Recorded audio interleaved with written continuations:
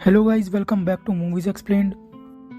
तो आज जिस मूवी का मैं एक्सप्लेनेशन करने जा रहा हूँ वो है हाल ही में ZEE5 पर रिलीज हुई लॉस्ट, जिसमें स्टार कास्ट में है यामी गौतम, पंकज कपूर, राहुल खन्ना और तुषार पांडे। लॉस्ट मूवी सच्ची घटनाओं पर आधारित है। इसमें एक क्राइम रिपोर्टर एक कॉलेज स्टूडेंट के अचानक मिसिंग होने की इन्वेस्टिगेशन करती है, जबकि सोसाइटी के लोग उसके मिसिंग होने की अलग अलग थ्योरीज बनाते हैं। तो क्या है रियल स्टोरी, आइए जानते हैं। बिफोर स्टार्टिंग द वीडियो, अगर आप लोगों को मेरे एक्सप्लेनेशन पसंद आए then make sure you like this video and subscribe to movies explain for further explanation. और पूरे वीडियो में आपको जो कुछ भी अच्छा लगे या कोई सजेशन देना हो, do let me know in the comments. So let's start the detail explanation. तो स्टोरी शुरू होती है जिसके स्टार्टिंग में हम देखते हैं वेस्ट बंगाल के पुरुलिया डिस्ट्रिक्ट में एक गाड़ियों के काफिले पर बॉम्ब ब्लास्ट होता है, जिसके पीछे नक्सलवादियों का हाथ बताया जाता है। जिसके बाद कहानी 7 महीने पहले फ्लैशबैक में दिखाई जाती है, जहां हम एक पुलिस स्टेशन का सीन देखते हैं। पुलिस स्टेशन में नमिता नाम की एक औरत अपने पति अमन के साथ अपने भाई ईशान भारती की मिसिंग रिपोर्ट लिखवाने आती है। वे दोनों इससे पहले काफी पुलिस स्टेशन में रिपोर्ट लिखवाने जाते हैं, लेकिन कोई भी पुलिस वाला उनकी रिपोर्ट लिखने से मना कर देता है, क्योंकि वो लोग दलित थे। नमिता का भाई ईशान एक थिएटर आर्टिस्ट होता है जो 2 हफ्तों से गायब था। नमिता ईशान की सारी डिटेल्स पुलिस को बताती है, जहां पुलिस वाला पूछता है कि कोई लड़की का चक्कर तो नहीं है, जिस पर नमिता अंकिता चौहान नाम की एक लड़की के बारे में बताती है, जो ईशान की एक फ्रेंड थी। लेकिन नमिता के पास अंकिता की कॉन्टैक्ट डिटेल्स नहीं थी। इसके बाद जब वे दोनों पुलिस स्टेशन से FIR की कॉपी लेकर जा रहे होते हैं, तब विधि नमिता को रोते हुए देखती है। विधि साहनी एक काफ़ी सक्सेसफुल क्राइम रिपोर्टर होती है, जो बड़े बड़े लोगों के खिलाफ बिना डरे न्यूज़ लिखती है। अगले दिन विधि के फ़ोन पर नोटिफिकेशन आता है, जिसमें ईशान भारती थिएटर एक्टिविस्ट का माओवादियों के साथ लिंक जोड़ा जाता है। तभी विधि ईशान की स्टोरी पर काम करना शुरू कर देती है। आगे हमें पता चलता है कि विधि अपने नानू के साथ रहती है, जो कि एक प्रोफेसर रह चुके होते हैं। विधि अपने नानू को ईशान की स्टोरी के बारे में बताती है। ईशान एक कॉलेज स्टूडेंट होता है जो थिएटर के पीछे बिल्कुल पागल था। उसके लिए थिएटर ही सब कुछ था। ईशान गली नुक्कड़ पर नाटक किया करता था। ईशान की एक गर्लफ्रेंड होती है अंकिता, जिसके साथ वो काफ़ी सीरियस रिलेशनशिप में होता है।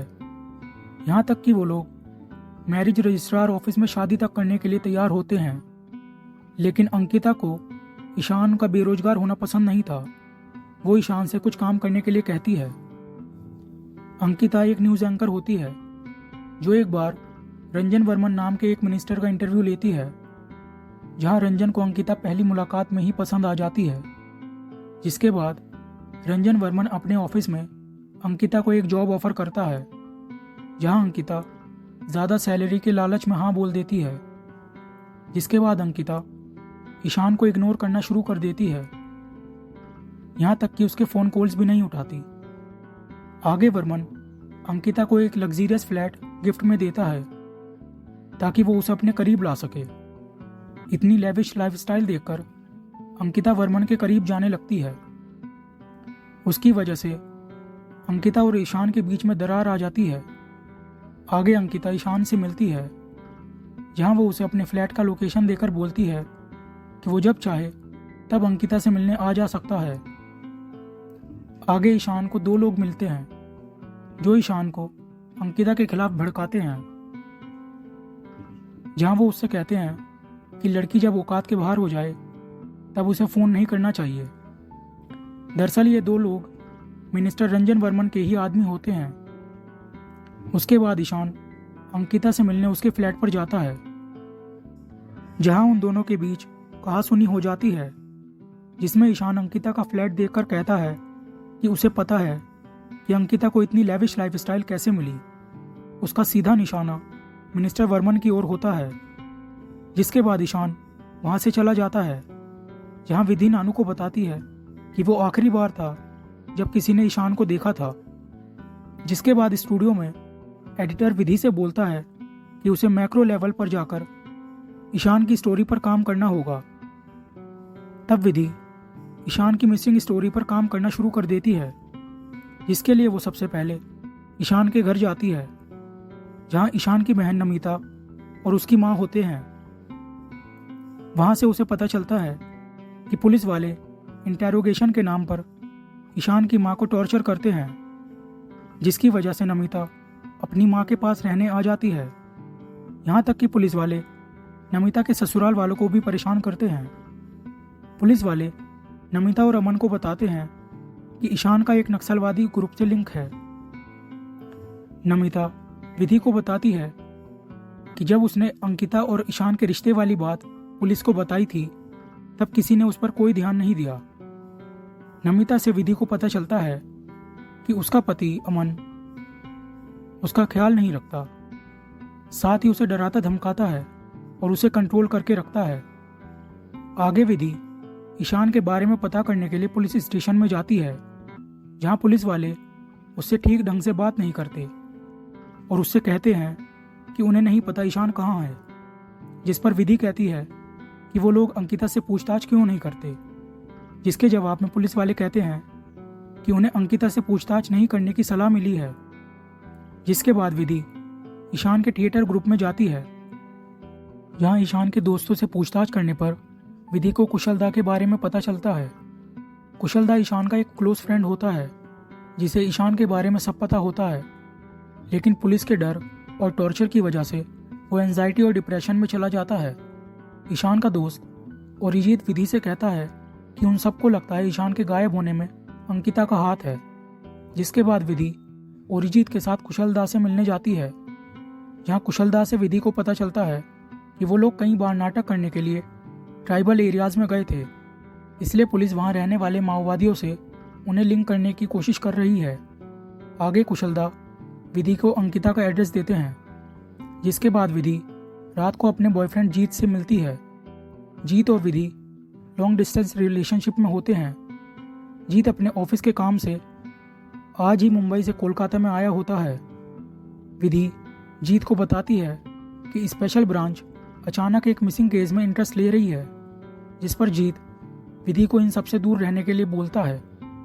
अगले दिन विधि अपने नानू से एमएलए उमाशंकर से मिलने के लिए बोलती है, जिस पर उसके नानू कहते हैं कि उमाशंकर कॉलेज में उनका जूनियर था। तब विधि अपने नानू से एमएलए उमाशंकर से मीटिंग फिक्स करवाने के लिए कहती है। आगे विधि अंकिता के एड्रेस पर उससे मिलने जाती है, लेकिन उसे वहां कोई नहीं मिलता। इसके बाद हम देखते हैं कि मिनिस्टर वर्मन के दोनों आदमी विधि के घर की तस्वीरें ले रहे होते हैं, लेकिन विधि के नानू उन्हें ये ऐसा करते हुए देख लेते हैं। जिसके बाद वे दोनों वहां से चले जाते हैं। आगे अंकिता मिनिस्टर रंजन वर्मन से मिलने जाती है, जहां वर्मन अंकिता को बताता है कि एक जर्नलिस्ट विधि साहनी उससे बात करने की कोशिश करेगी। तब अंकिता कहती है कि वो उसे कई बार फोन कर रही है, जिस पर वर्मन अंकिता से कहता है कि उसे जितना बताया गया है सिर्फ उतना ही बताना है। जिसके बाद अंकिता वर्मन से ईशान के बारे में पूछती है कि वो कहाँ है, क्योंकि उसके मन में ईशान के लिए एक सॉफ्ट कॉर्नर होता है। जिस पर वर्मन कहता है कि उसे नहीं पता ईशान कहाँ है, और अंकिता को इलेक्शन में जिताकर एमएलए बनाने की तरफ बात घुमा देता है। अगले दिन विधि नमिता के पति अमन से मिलने जाती है, जहां वो एक दुकान पर अपना फ़ोन भूल जाती है। तब नईम नाम का एक लड़का उसे उसका फ़ोन वापस देने जाता है, जहां विधि नईम से अमन और ईशान के बारे में पूछती है। तब नईम विधि को बताता है कि ईशान उसे अपने छोटे भाई की तरह मानता था और उसी ने उसकी पढ़ाई के पैसे दिए थे। विधि नईम को अपना फ़ोन नंबर देकर कहती है कि अगर उसे ईशान के बारे में कुछ भी पता चले तो वो उसे बता दे। जिसके बाद विधि अमन से मिलती है, जहां अमन विधि को बताता है कि स्पेशल ब्रांच वाले उसे परेशान करते हैं। वो उसे घंटों पुलिस स्टेशन में बिठाकर पूछताछ करते हैं। इसके बाद जब विधि वापस जा रही होती है, तब वर्मन के वही दोनों लोग विधि का पीछा करते हैं, जिन्हें विधि नोटिस कर लेती है। आगे विधि एमएलए उमाशंकर से मिलती है, जहां एमएलए उसे बताता है कि हो सकता है ईशान भीष्म राणा की आइडियोलॉजी के जाल में फंस गया हो। भीष्म राणा एक नक्सलवादी ग्रुप का हेड होता है। मिनिस्टर वर्मन ने भीष्म राणा की पॉलिटिकल पार्टी बैन करवा दी थी, जिसकी वजह से भीष्म राणा भड़क उठता है और मिनिस्टर वर्मन और राणा के बीच दुश्मनी हो जाती है। इसके बाद एमएलए विधि को जिया के बारे में बताता है। जिया एक खबरी होता है जिसकी टेलरिंग शॉप होती है, जिसे ईशान और नक्सलवादी ग्रुप के बारे में काफी कुछ पता होता है। आगे विधि जिया से मिलने जाती है, जहां उसे रास्ते में उसकी मां का फोन आता है और वो उसे बताती हैं कि उसकी मां और उसके पापा कोलकाता आ रहे हैं, लेकिन विधि उनसे मिलने में कोई इंटरेस्ट नहीं दिखाती और कहती है कि वो बहुत बिजी है। आगे विधि अंकिता से मिलने उसके फ्लैट पर जाती है, जहां अंकिता विधि को झूठ बोल देती है कि उसका ईशान के साथ कभी सीरियस रिलेशनशिप नहीं था और कहती है कि वो एक बहुत छोटे शहर से उठी मिडिल क्लास फैमिली की लड़की है और किसी अनएम्प्लॉयड आदमी के साथ सीरियस नहीं हो सकती थी। विधि अंकिता से काफ़ी सारे सवाल पूछती है, लेकिन अंकिता किसी भी सवाल का सही तरह से जवाब नहीं देती, क्योंकि मिनिस्टर वर्मन ने अंकिता को पहले ही समझा दिया था। आगे हम देखते हैं, जब विधि के नानू सुबह सुबह पार्क में टहल रहे होते हैं, तब वर्मन के वही दोनों आदमी विधि के नानू को बातों ही बातों में डराने धमकाने की कोशिश करते हैं और किडनैपिंग की धमकी देते हैं, लेकिन विधि के नानू बिल्कुल भी नहीं डरते और वहां से चले जाते हैं। आगे विधि को जीत से पता चलता है कि मिनिस्टर रंजन वर्मन का एक कंस्ट्रक्शन कंपनी के साथ बहुत अच्छा लिंक है और वो कंस्ट्रक्शन कंपनी किसी और की नहीं बल्कि खुद विधि के पापा संजीव साहनी की होती है। आगे हम देखते हैं कि विधि के पापा विधि के नानू को उसके लिए एक कार गिफ्ट में देते हैं। एक्चुअली विधि के माँ बाप को विधि का ये प्रोफेशन पसंद नहीं होता, इसलिए उन लोगों की आपस में नहीं बनती। जिसके बाद जिया विधि को रुहिल डबराकी के बारे में बताता है, जो भीष्म राणा का एक खास आदमी होता है, जिसे पता होता है कि राणा से कैसे कांटेक्ट करना है। फिर जिया और विधि रुहेल से मिलने जाते हैं, जहां रुहेल उन्हें बताता है कि राणा को मीडिया से बात करना नहीं पसंद। इस पर विधि रुहेल से कहती है कि उसका राणा से बात करना बहुत ज़रूरी है। जिसके बाद हम देखते हैं कि विधि कुछ काम कर रही होती है और जीत उसे इन सबसे दूर रहने के लिए कहता है। तब विधि जीत से कहती है कि क्या वो जानता भी है कि ईशान की फैमिली पर क्या गुजर रही है, जिस पर जीत उससे कहता है कि ये कोई नई बात नहीं है जब कोई दलित लड़का नक्सलवादी बन गया या कोई मामूली इंसान लापता है। जीत की इस बात पर विधि को बहुत गुस्सा आ जाता है और वो जीत को बताती है कि हर रोज न जाने कितने लोग मिसिंग होते हैं और कितने लोग अपनों से बिछड़ जाते हैं, और दलित भी दो हाथ पैर वाले इंसान ही होते हैं। जिसके बाद विधि गुस्से में जीत को वहां से जाने के लिए कहती है और जीत चला जाता है। अगले दिन विधि अपने पापा के ऑफिस में उनकी गिफ्टेड कार उन्हें वापस करने जाती है, जहां विधि के पापा उसे ये सब करने के लिए मना करते हैं, क्योंकि विधि की ये रिपोर्ट उनके बिजनेस को अफेक्ट कर रही होती है। जिस पर विधि कहती है कि उसने कभी उनके काम में दखल नहीं दिया और ना ही वो उसके साथ ऐसा करे। इसके बाद हम देखते हैं कि स्टूडियो में विधि को एक नोट मिलता है, जिसमें गाड़ी का शीशा तोड़ने और चेहरे पर एसिड फेंकने की धमकी होती है, जिससे विधि बहुत डर जाती है।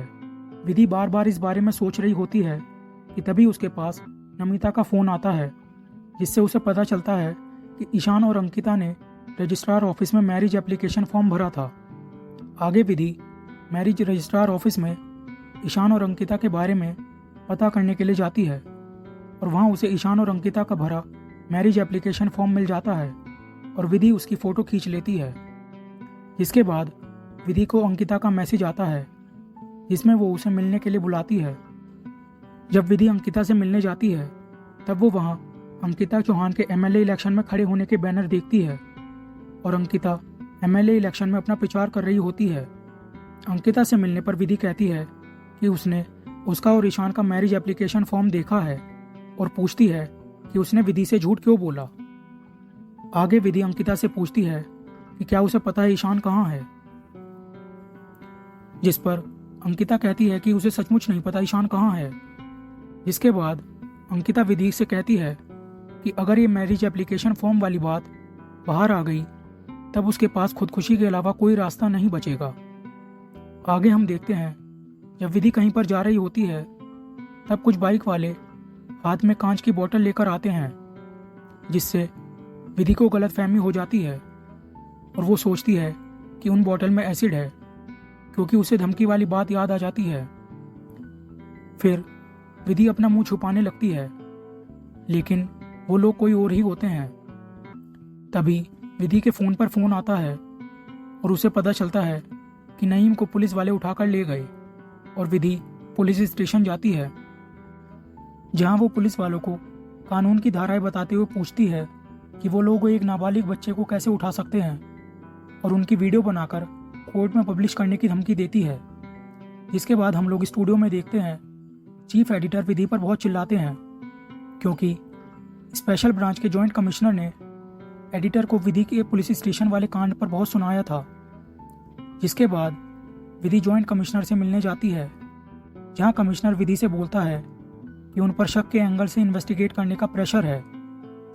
जिस पर विधि पूछती है कि किसका प्रेशर है। तब कमिश्नर विधि को बताता है कि मिनिस्टर वर्मन का प्रेशर है।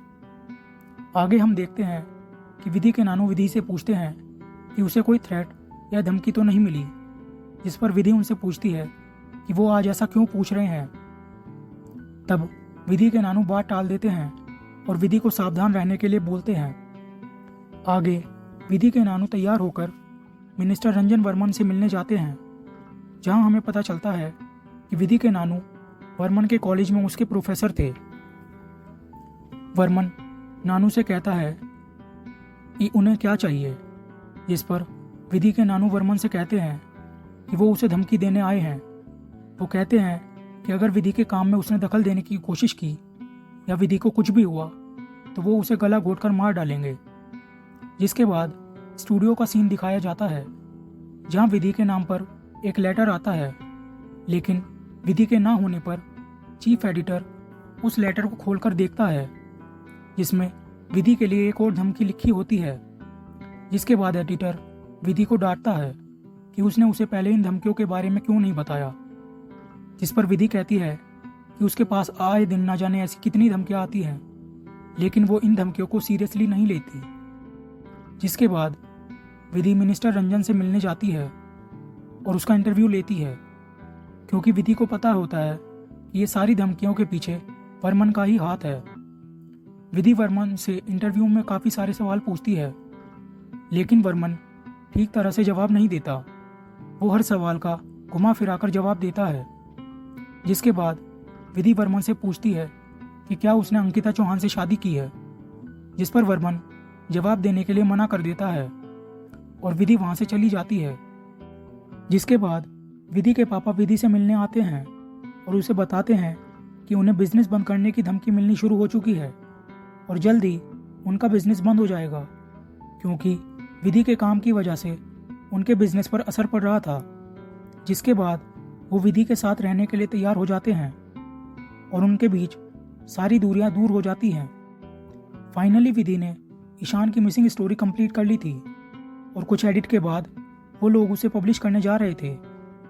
तब विधि एडिटर से आधे दिन की छुट्टी मांगती है और अपने बॉयफ्रेंड जीत से मिलने जाती है, जहां वो दोनों चाय पीते हुए अपना झगड़ा सॉल्व आउट कर लेते हैं। वहां विधि को सिया का कॉल आता है और वो उसे बताता है कि भीष्म राणा बात करने के लिए तैयार हो गया है। तब विधि एडिटर को फ़ोन करके स्टोरी होल्ड पर रखने के लिए बोलती है और ना पब्लिश करने के लिए कहती है। जिसके बाद विधि राणा के खास आदमी रुहेल के पास जाती है, जहां रुहेल वीडियो कॉल पर राणा की विधि से बात करवाता है।